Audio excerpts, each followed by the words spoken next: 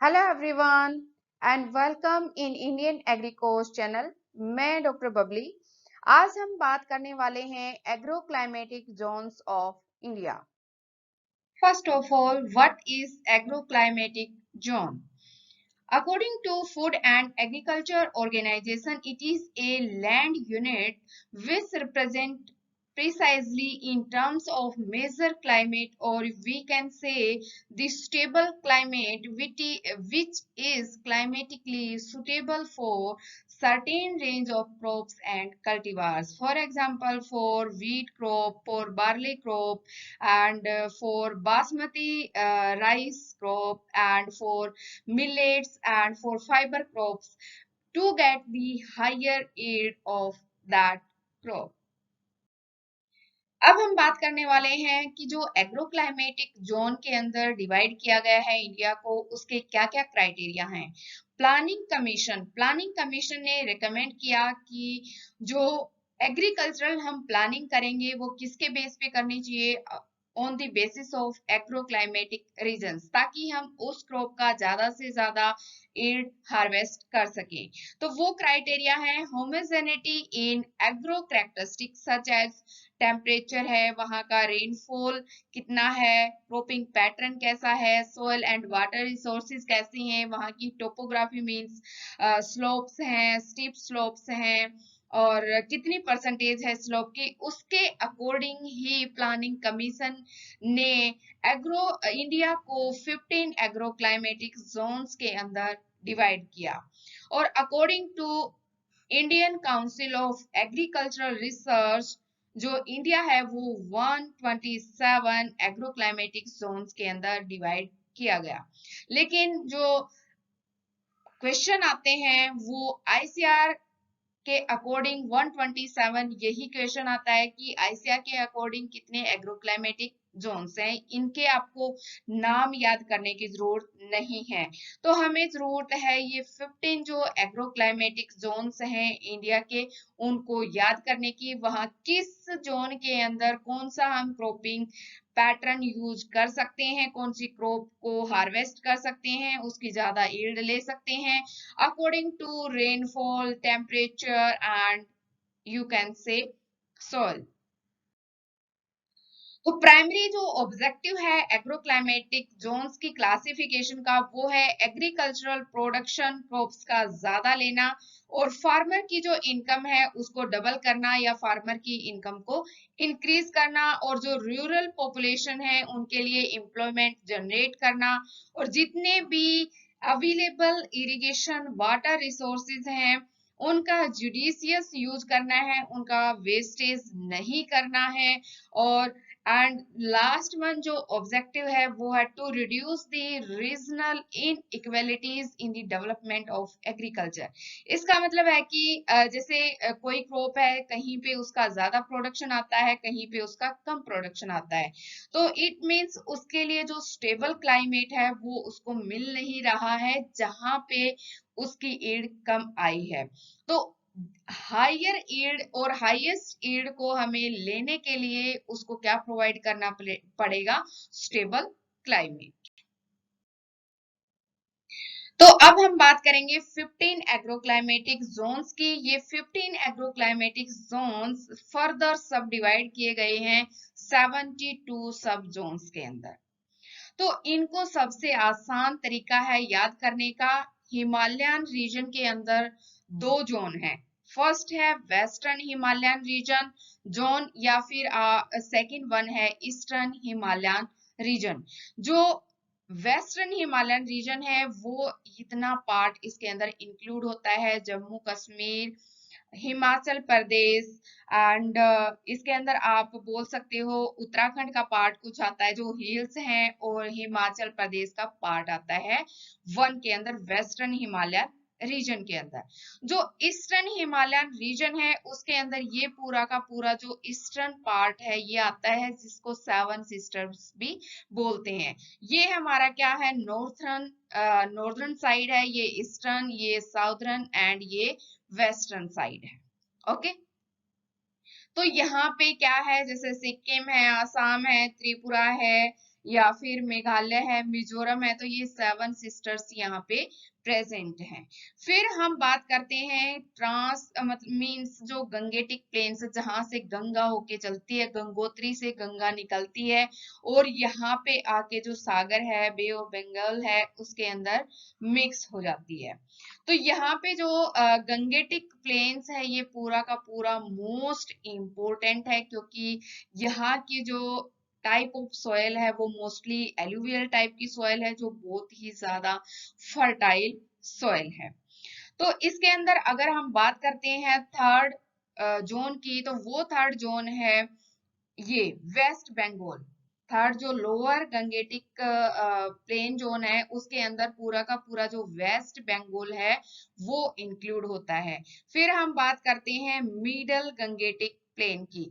Middle Gangetic plain के अंदर ये इतना पार्ट इंक्लूड होता है, मींस जो ईस्टर्न यूपी है उसका पार्ट होगा, और इसके अंदर जो बिहार है, बिहार का जो मोस्टली मेजॉरिटी पार्ट है वो मिडिल गंगेटिक प्लेन के अंदर इंक्लूड होता है।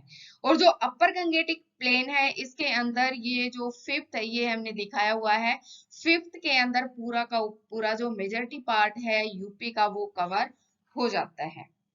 फिर हम बात करते हैं ट्रांस गंगेटिक प्लेन। जो ट्रांस गंगेटिक प्लेन है वो बहुत ही ज्यादा इंपॉर्टेंट है। इसके अंदर आता है पंजाब, हरियाणा, चंडीगढ़, दिल्ली, और एक वन डिस्ट्रिक्ट ऑफ राजस्थान है जिसको गंगानगर बोलते हैं।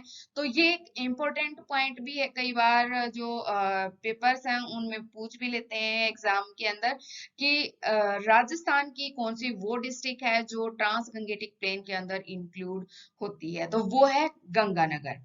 फिर हम बात करते हैं जो प्लेटू एंड हिल्स रीजन।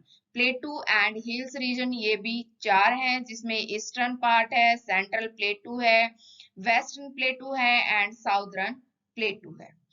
जो ईस्टर्न प्लेटू है वो ईस्टर्न साइड के अंदर आ जाता है, ये 7th जिसको नंबर दिया है हमने ईस्टर्न प्लेटू के अंदर। इसके अंदर जो ईस्टर्न पार्ट है, जो मध्य प्रदेश है उसका पार्ट आएगा। साउथ में जो वेस्ट बंगाल है, यहाँ पे जो लोअर पार्ट है इसका, ये इसके अंदर साउदर्न पार्ट जो है वो इंक्लूड होगा। और जो मोस्टली जो उड़ीसा है, जो इनलैंड है उड़ीसा, उसका मोस्टली पार्ट इसके अंदर इंक्लूड होता है ईस्टर्न प्लेटू एंड हिल्स के अंदर।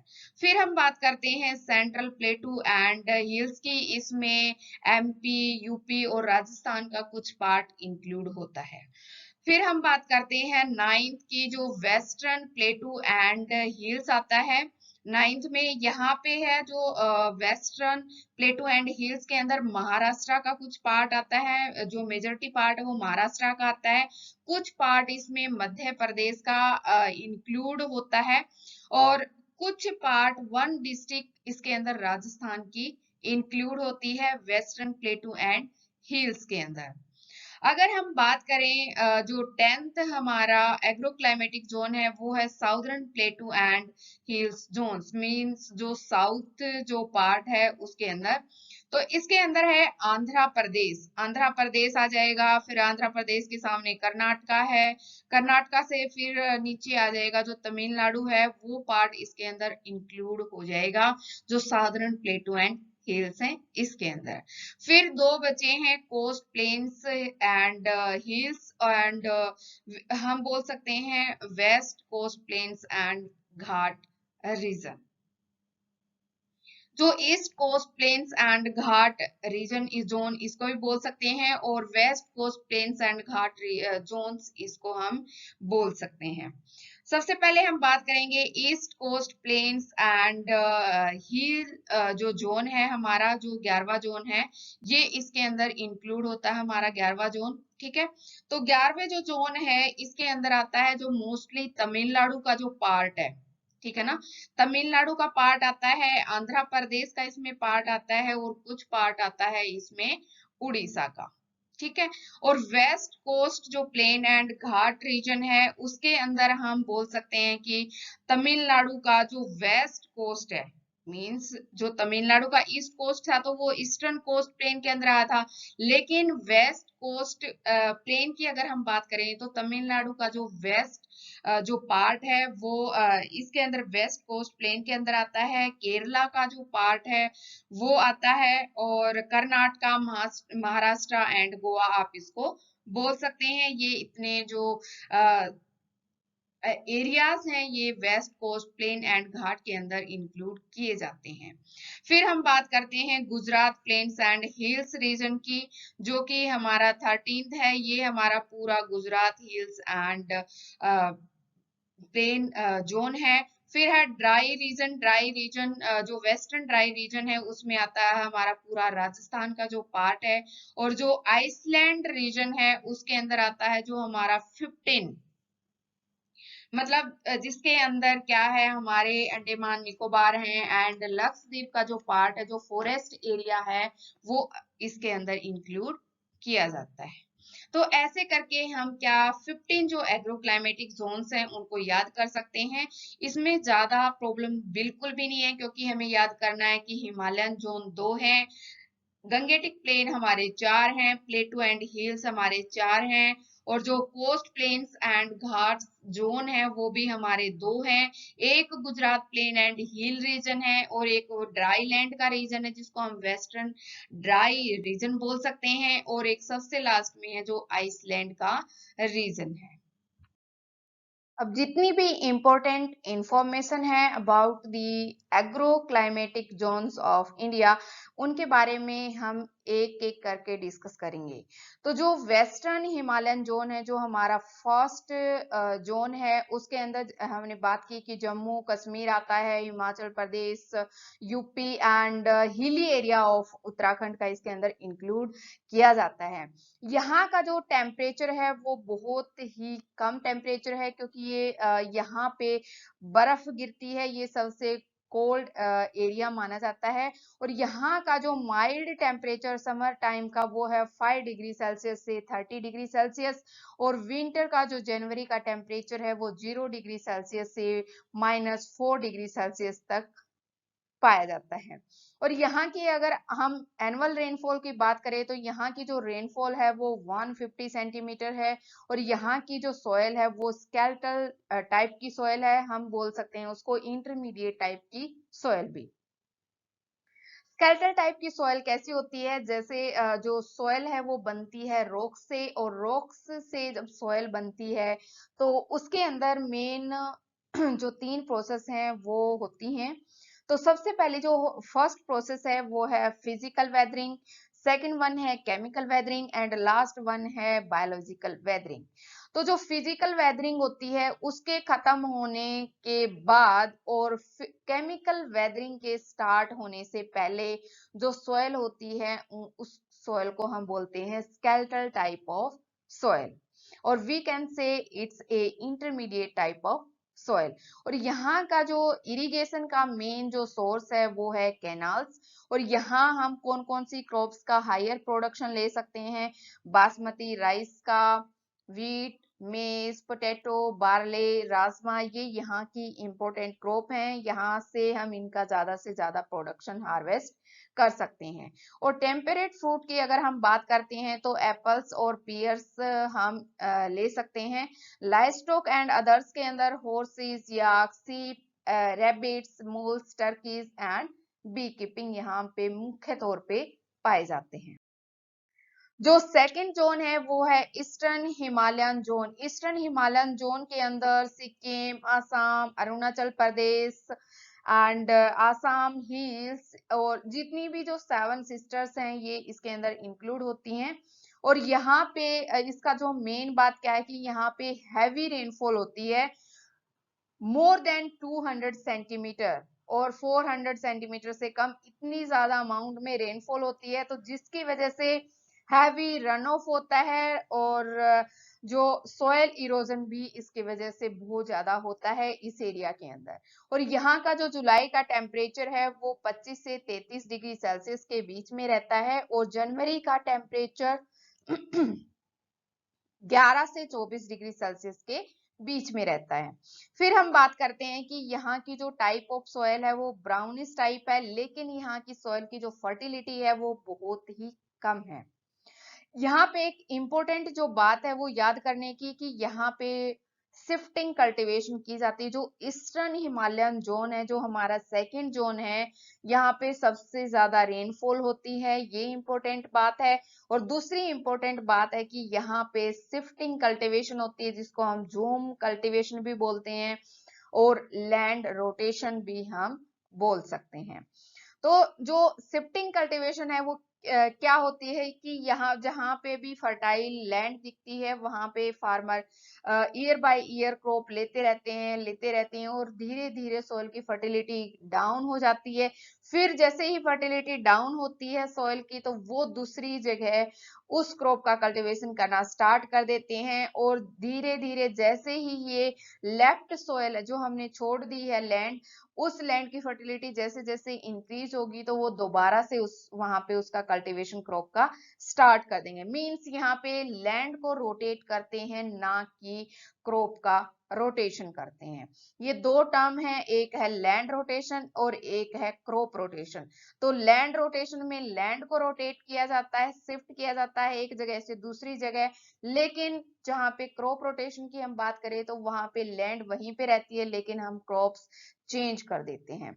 और यहाँ पे जो मेजर तौर पे जो क्रॉप्स हम ग्रो कर सकते हैं वो है राइस, पोटैटो, रबी मेज, T, rapeseed and mustard. Fruits के अंदर हम ऑरेंज, पाइनएप्पल्स, लाइम एंड लीची ले सकते हैं।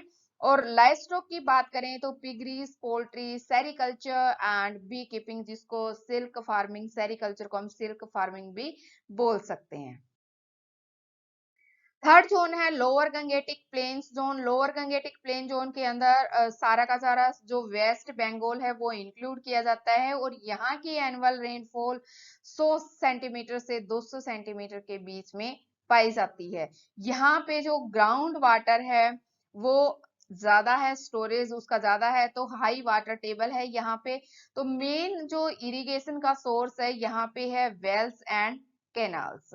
लेकिन यहाँ की जो सोयल है वो एलुवियल टाइप है और due to the high water table and heavy rainfall यहाँ का जो एरिया है वो प्रोन टू दी फ्लड्स।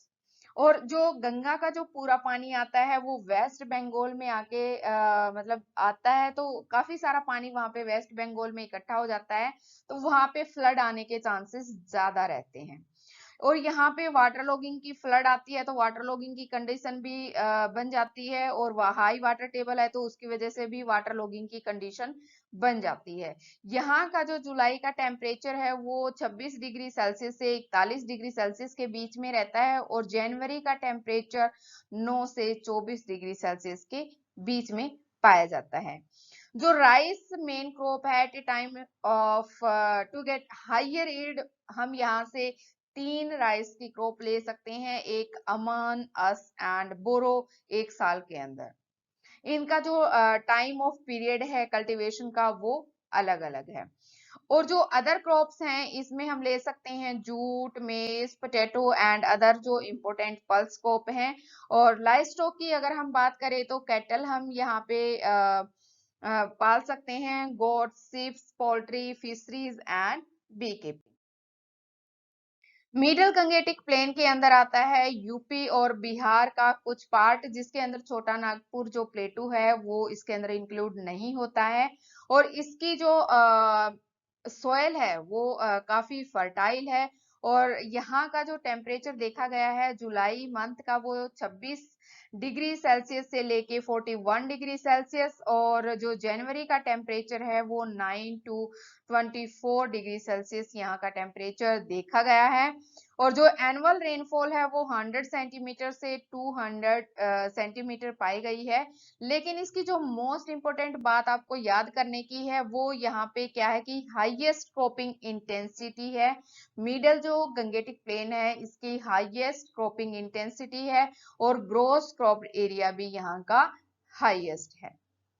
फिर हम बात करते हैं कि कौन कौन सी क्रॉप हम ले सकते हैं। राइस, मेज, मिलेट्स हम ले सकते हैं, व्हीट, ग्राम, बार्ले, पीस, मस्टर्ड, पोटैटो, ये क्रॉप हम हार्वेस्ट कर सकते हैं। और लाइव स्टॉक की अगर हम बात करते हैं तो कैटल, पोल्ट्री और गोट्स हम ले सकते हैं। फिफ्थ जो जोन है वो है हमारा अपर गंगेटिक प्लेन जोन। अपर गंगेटिक प्लेन जोन में जो यूपी है, यूपी का जो मेजर पार्ट है वो इसके अंदर आता है। और यहाँ का जुलाई मंथ का जो टेम्परेचर है वो 26 से 41 डिग्री सेल्सियस के बीच में आता है और जनवरी का 7 से 23 डिग्री सेल्सियस के बीच में। लेकिन इसकी जो रेनफॉल है वो कम हो जाती है मिडिल गंगेटिक प्लेन की कंपैरिजन में। वो 75 सेंटीमीटर से 150 सेंटीमीटर आ जाती है।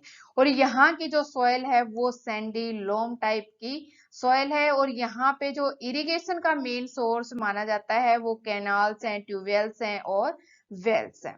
यहाँ पे हम इंटेंसिव एग्रीकल्चर करते हैं, व्हीट की, राइस की, शुगर केन, मिलेट्स, मेज, ग्राम, बार्ले, ऑयलसीड एंड पल्सेस और कॉटन क्रॉप। और लाइव स्टॉक में पोल्ट्री एंड कैटल्स हम अपर गंगेटिक प्लेन जोन्स के अंदर लेते हैं। फिर अगर हम बात करते हैं जो सिक्स्थ एग्रोक्लाइमेटिक जोन है वो है trans Gangetic plain zone. Trans Gangetic plain zone का जो जुलाई मंथ का टेम्परेचर है वो 26 डिग्री सेल्सियस से 42 डिग्री सेल्सियस है और जनवरी का 7 से 22 डिग्री सेल्सियस टेम्परेचर है। लेकिन यहाँ की जो एनुअल रेनफॉल है वो फिर से जो सबसे ज्यादा थी मिडिल गंगेटिक प्लेन की, फिर आ गया अपर गंगेटिक प्लेन, फिर आ गया ट्रांस गंगेटिक प्लेन। तो यहाँ की जो रेनफॉल है वो 70 सेंटीमीटर से 125 सेंटीमीटर रेनफॉल है।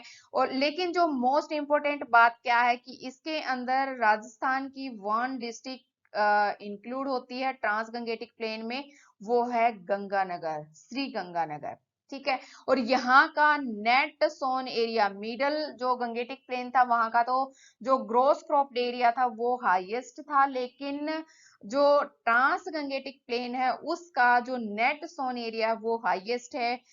यहाँ पे हाईएस्ट इरिगेटेड एरिया पाया जाता है और यहाँ का जो ग्राउंड वाटर यूटिलाइजेशन है वो भी हाईएस्ट है। और यहाँ का जो मोस्टली एरिया है वो कैनाल से ही इरिगेटेड एरिया है। यहाँ पे जो मोस्ट इम्पोर्टेंट क्रॉप्स हैं जो हम कल्टीवेशन में लेके आ सकते हैं, इन क्रॉप्स का हम प्लानिंग कर सकते हैं, वो है wheat, sugar cane, cotton, rice, gram, maize, millets, pulses and oil seed crops. और लाइव स्टॉक में हम ले सकते हैं goat, sheep, poultry and cross breed of cattle. जो eastern plateau and hills region है, eastern plateau and hills region के अंदर कुछ पार्ट आता है मध्य प्रदेश का, कुछ पार्ट आता है southern part of West Bengal and most of inland of Orissa. और यहाँ का जो टेम्परेचर है जुलाई मंथ का वो 26 से 34 डिग्री सेल्सियस के बीच में पाया जाता है। लेकिन जो जनवरी का टेम्परेचर है वो 10 डिग्री सेल्सियस से 27 डिग्री सेल्सियस के बीच में पाया जाता है। यहाँ की जो एनुअल रेनफॉल है वो 80 से 150 सेंटीमीटर पाई जाती है। और यहाँ की जो सॉइल है वो रेड एंड येलो टाइप की सॉइल यहाँ पे पाई जाती है eastern plateau and hills region के अंदर। और यहाँ पे जो वाटर के रिसोर्सेज हैं वो बहुत ही कम है, किसकी वजह से? प्लेटू की स्ट्रक्चर एंड नॉन जो पेरेनियल स्ट्रीम्स हैं उनकी वजह से। यहाँ पे मेनली हम वही क्रॉप लगाएंगे जिन क्रॉप्स को वाटर की रिक्वायरमेंट कम होगी। तो इसमें मिलेट्स है, मेज है, rice, oil seed, ragi, gram and potato हम ले सकते हैं। फिर बात करते हैं हम सेंट्रल प्लेटू एंड हिल्स जोन की। इसके अंदर कुछ पार्ट आता है मध्य प्रदेश, यूपी एंड राजस्थान का। और इसका जो टेम्परेचर है जुलाई मंथ का 26 से 40 डिग्री सेल्सियस के बीच में रहता है, लेकिन जनवरी का टेम्परेचर 7 से 24 डिग्री सेल्सियस के बीच में इसका टेम्परेचर पाया जाता है।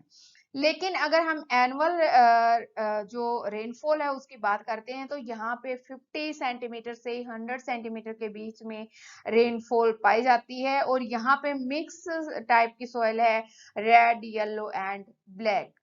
तो हम इसके अंदर ले सकते हैं mostly cotton, sunflower, wheat, barley, gram and millet crops. फिर जो इस रीजन के अंदर जो वाटर रिसोर्सेज हैं वो बहुत ही कम है। फिर हम बात करते हैं western plateau and hills zone के बारे में। Western plateau and hills zone के अंदर आता है Maharashtra, Madhya Pradesh and one district of Rajasthan.